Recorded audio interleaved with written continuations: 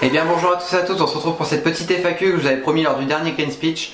Je voulais tout d'abord vous remercier, vous avez été nombreux à me poser des questions, donc je vais y répondre tout de suite. Alors tout d'abord une question de Benji COC, donc plusieurs questions, toujours vous avez été plusieurs à me poser plusieurs questions, donc je vais y répondre d'une traite sans faire de coupure.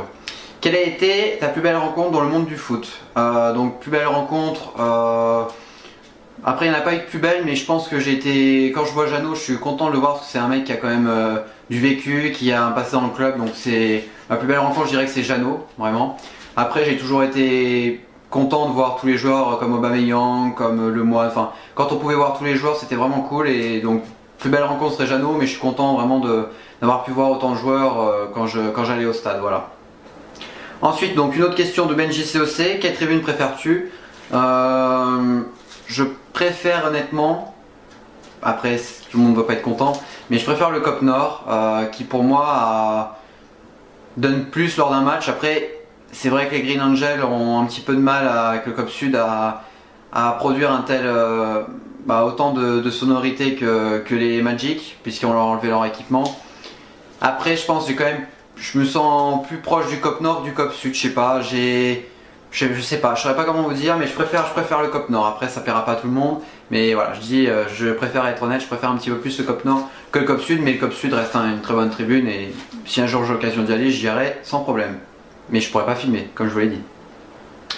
Est-ce qu'on t'a déjà reconnu ailleurs qu'au stade? Alors ailleurs qu'au stade, non. Non, de mémoire non. Mais après au stade, oui, c'est arrivé plusieurs fois. Et c'est déjà bien qu'on m'ait reconnu au stade, franchement, j'étais assez surpris. Surtout la première fois. Je voyais quelqu'un qui me regardait comme ça là, et je dis ouais, il y a qui me veut lui, et il m'a dit qu'il m'avait reconnu, tout ça, et c'est vrai que c'était sympa, j'avoue que sur le moment ça m'avait fait plaisir.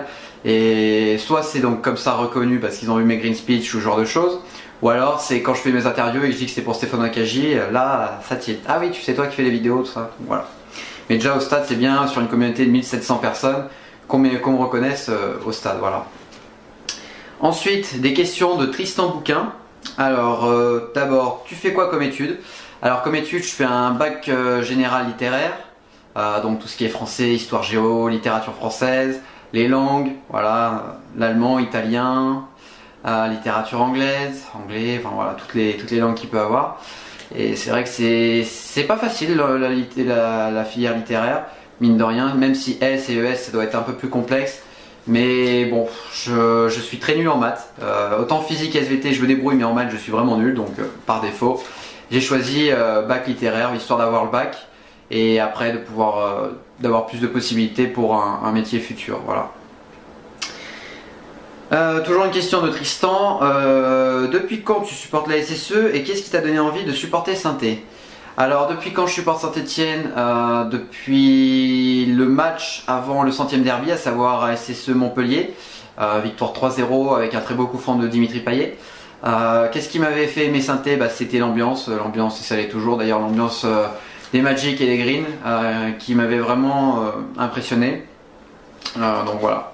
Après on était voir le 100e derby à Gerland, avec ce magnifique encore coup franc de Dimitri Payet, qui était à l'époque en pleine forme, qui d'ailleurs toujours tourne bien, mais c'est vrai que là c'était impressionnant d'avoir un joueur comme ça de ce calibre, j'ai envie de dire, et qui permettait à Saint-Étienne de réaliser de grandes choses. Après ce sera Aubameyang qui prendra la relève, mais c'est vrai que c'était déjà Saint-Étienne était premier à cette époque là, et c'est vrai que c'était quelque chose de bien, voilà. Ensuite toujours une autre question de Tristan, comment juges-tu la saison actuelle? Quel est tes top flop, joueurs, match, compétition? Alors pour les joueurs, je vais en prendre un à chaque fois, un bon et un mauvais. Donc les joueurs, ce sera en flop Clément, Jérémy Clément, qui est vraiment à la baisse ces derniers matchs, qui perd beaucoup de ballons, qui joue trop vers l'arrière, qui a peur de tenter quoi que ce soit, je pense que depuis qu'il a pris ce coup contre Nice avec Esric, je crois que c'est comme ça qu'il s'appelle, il est plus comme avant, il est normal, enfin ça se comprend qu'il ait un peu peur de rejouer au foot, quoi, ça, tout simplement. Après dans un club de Ligue 1 ça se voit, et je trouve que c'est vraiment lui qui est vraiment au fond du trou. Mais bon, après j'espère pour lui qu'il arrivera à sortir de là et à revenir au meilleur niveau. Après un top, Saint-Étienne, il y en a plusieurs. Mais après, vraiment, celui qui a pu sauver, j'aime pas forcément sa mentalité, mais après, ça peut être Stéphane Ruffier qui a fait quand même, de bons matchs. Après, en notre top, Le Moine fait toujours un bon taf, mais il est moins performant, je trouve, que la saison dernière. Perrin, il était bon en début de saison, il commence aussi un peu à baisser, donc non, je pense le plus régulier, ça peut être Ruffier, même si lui aussi, ce dernier match, il a un petit peu pris plus de buts. Après, est-ce qu'on peut en vouloir? Je sais pas, mais bon, si j'ai un top à citer au niveau des joueurs, ce sera Ruffier. Toujours une question de Tristan, je vais essayer d'aller un peu plus vite. Quel est ton avis sur Christophe Galtier? Alors, Christophe Galtier, c'est quelqu'un qui a ses têtes, que quand il décide quelque chose, c'est comme ça et pas autrement. D'ailleurs, ça a été dit par plusieurs membres du staff. Ça, de toute façon, c'est pas quelque chose qui est nouveau. Après, ça reste un bon entraîneur. Il y a malheureusement, je trouve qu'il y a quelques défauts chez lui, c'est qu'il ne fait pas les bons changements, pas toujours en tout cas. Par moments ça réussit, mais par moments c'est vraiment incompréhensible. La semaine à l'entraînement, on se demande ce qu'ils font parce que franchement, il y a beaucoup de domaines où on n'a pas franchement progressé. Quand on s'entraîne, normalement, on progresse toujours. J'y suis allé à certains entraînements, j'ai pas trouvé qu'il y avait un boulot exceptionnel, en tout cas pas du spécifique qui pourrait permettre de progresser. C'était vraiment du générique et il n'y avait pas quelque chose de vraiment d'approfondi. Donc pour moi, l'entraînement est pas optimum. Je crois que ça se dit optimal, peu importe, vous avez compris. Et voilà, après ça reste un bon entraîneur, mais je pense qu'il lui faut plus pour arriver dans un plus grand club comme Arsenal ou comme Newcastle, vraiment un club un peu plus huppé que Saint-Etienne. Voilà. Je pense qu'il a encore, même s'il a fait gagner des choses, il a encore une marge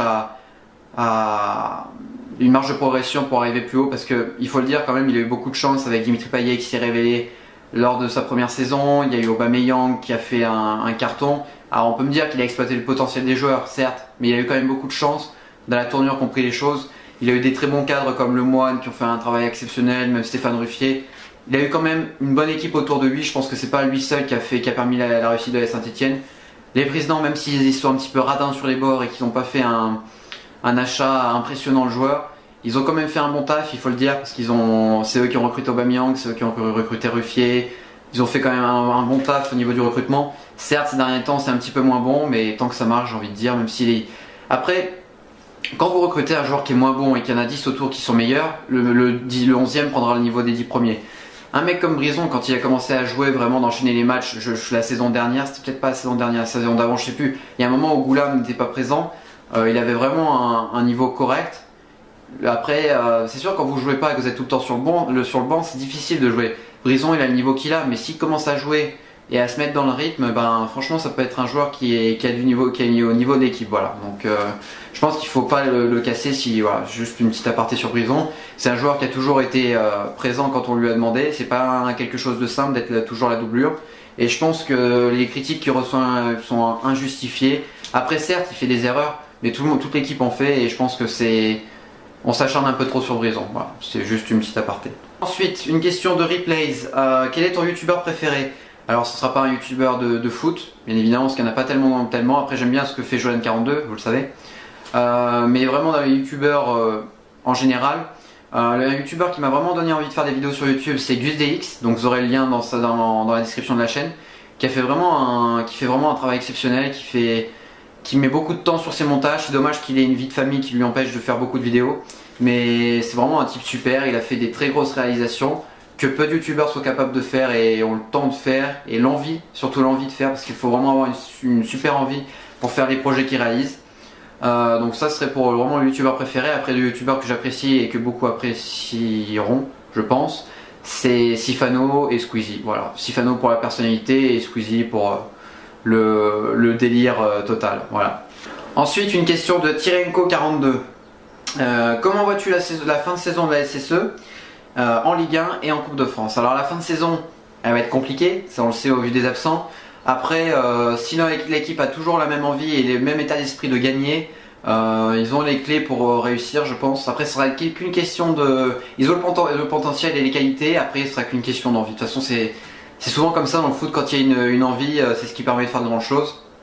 Après, la fin de saison, j'espère vraiment qu'ils finissent 4ème. Après, en étant neutre, je pense que ça va être vraiment compliqué. Monaco, ils font pas des matchs extraordinaires, mais ils reviennent bien, ils arrivent à gagner en faisant des 1-0, des matchs totalement insipide, mais ils arrivent à gagner. Un peu comme l'AS Saint-Etienne à un moment. De toute façon, ce sera une question de réussite. Il faut avoir la réussite, il faut avoir de l'envie.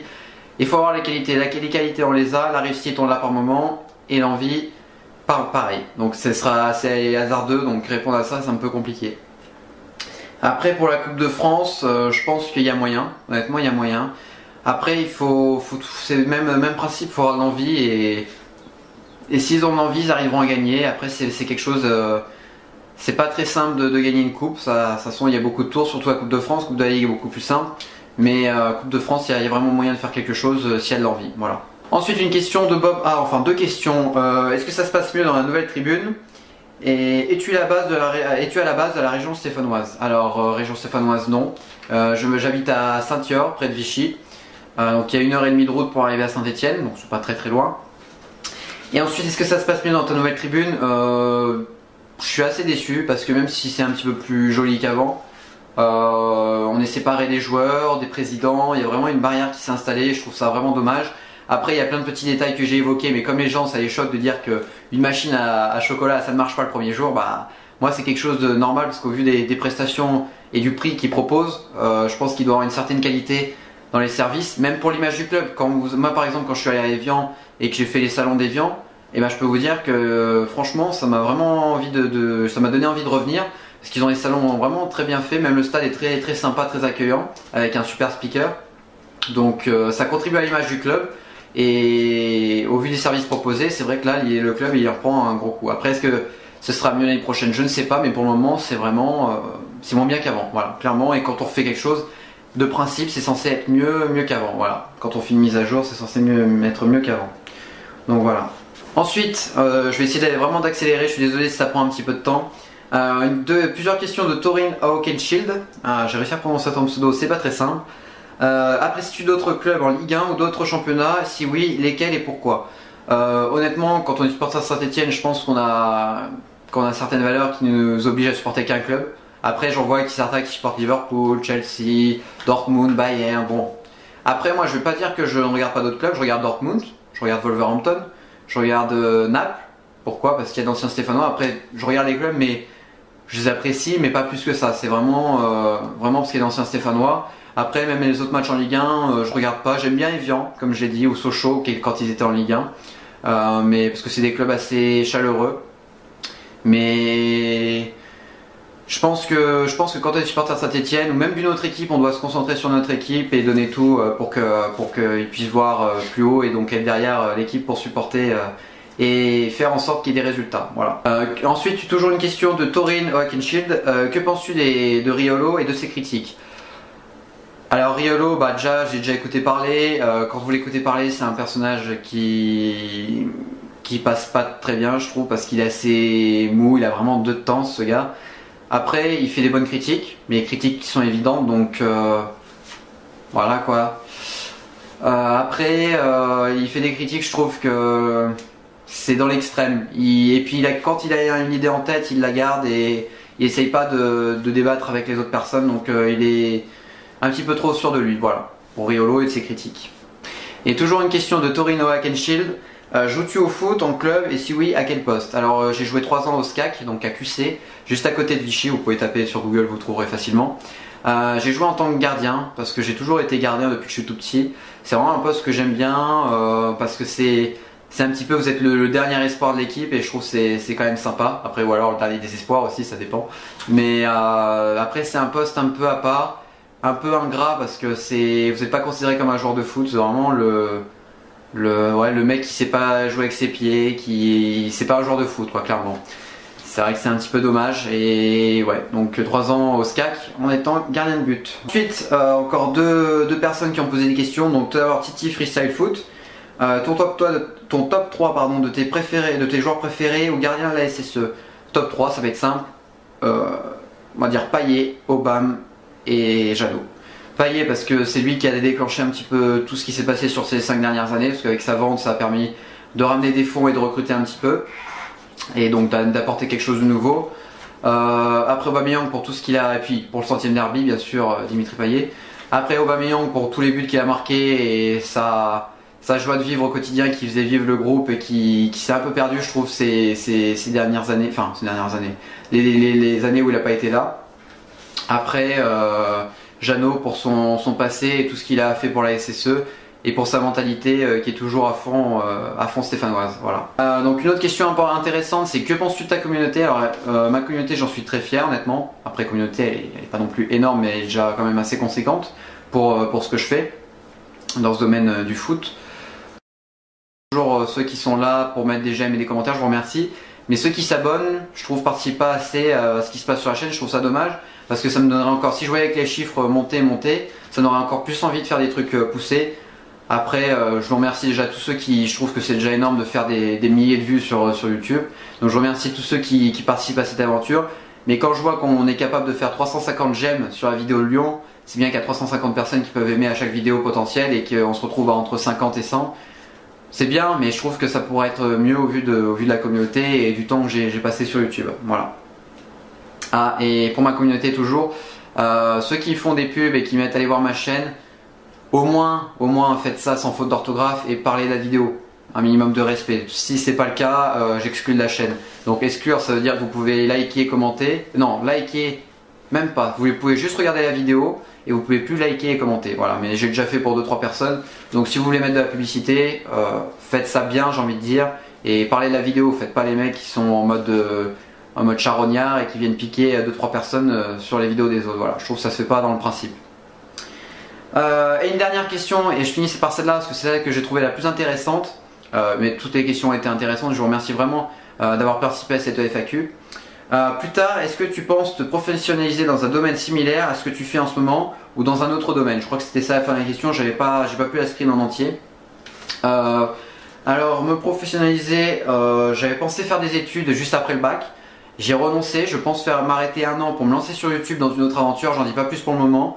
Après dites-moi dans les commentaires si vous voulez me voir dans d'autres vidéos, j'ai une autre chaîne de disponible. Si vraiment beaucoup de personnes veulent me voir sur d'autres vidéos, pourquoi pas lancer le truc un peu plus tôt. Après ce sera une fréquence de vidéo un petit peu pas très comment dire régulière. Ce sera quand je pourrai, quand j'aurai le temps. Me professionnaliser, donc non pas pour le moment, même si j'ai déjà quand même pas mal d'expérience mine de rien sur mes vidéos, ça se voit pas parce que dans le foot on peut pas faire du montage de fou et de folie, surtout que j'ai pas forcément le temps en plus, mais c'est quelque chose qui est difficile à mettre en place. Après dans d'autres domaines, ouais, je pense qu'il y a moyen de faire des choses un peu plus professionnelles et après suivre, si ça marche pas sur YouTube, suivre des études un peu plus poussées pour vraiment sortir d'une école avec un diplôme et tout ça. Et donc dans d'autres domaines, peut-être partir sur du court-métrage et ce genre de choses, voilà. En tout cas, je vous remercie d'avoir suivi cette FAQ, c'est tout pour moi. N'hésitez pas donc à partager, à liker et à commenter cette vidéo si ça vous a plu. Je vous retrouve très bientôt pour de nouvelles vidéos. On est aujourd'hui samedi, je vais mettre la vidéo dans l'après-midi. Demain, je pars à Bordeaux pour vous réaliser une vidéo, donc maintenant c'est sûr, normalement on est du voyage. C'est sûr à 99%, donc voilà. Donc je vous remercie d'avoir suivi cette vidéo. On se retrouve très bientôt pour de nouvelles vidéos. Et à très bientôt, bye tout le monde!